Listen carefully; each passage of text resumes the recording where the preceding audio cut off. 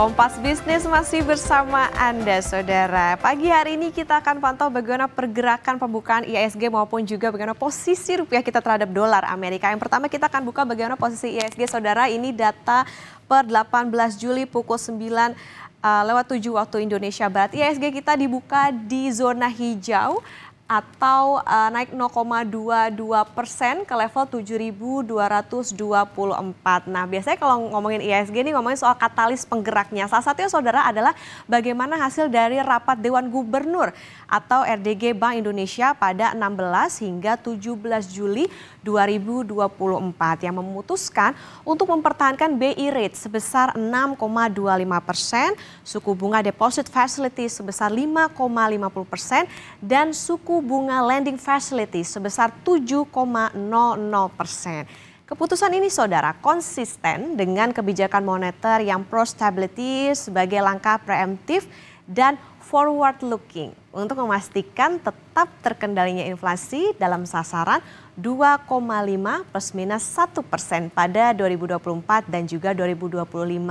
Nah, fokus kebijakan moneter dalam jangka pendek ini diarahkan untuk memperkuat efektivitas, stabilisasi nilai tukar rupiah dan juga menarik aliran masuk modal asing. Sementara itu, kebijakan makroprudensial dan sistem pembayaran tetap pro-growth untuk mendukung pertumbuhan ekonomi yang berkelanjutan. Nah, kebijakan makroprudensial longgar ini terus ditempuh untuk mendorong kredit, pembiayaan perbankan kepada dunia usaha dan juga rumah tangga. Dari IHSG kita akan pantau bagaimana rupiah. Ini dia, rupiah hari ini, pagi ini juga masih data per 18 Juli, jam 9 lewat 9 waktu Indonesia Barat, Saudara.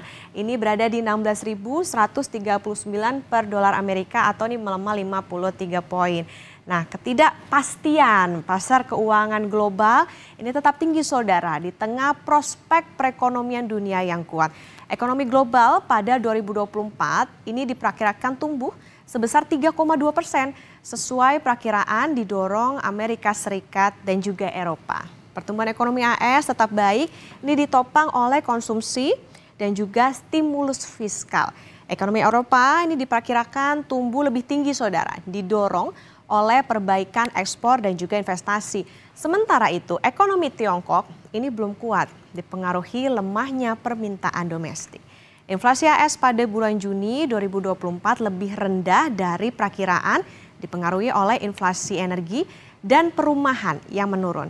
Hal ini mendorong perakiraan penurunan suku bunga kebijakan Amerika Serikat, yakni Fed Funds Rate atau FFR, ini dapat lebih cepat dari proyeksi sebelumnya pada akhir tahun 2024 di tengah yield US Treasury 10 tahun yang tetap tinggi karena kebutuhan defisit anggaran pemerintah.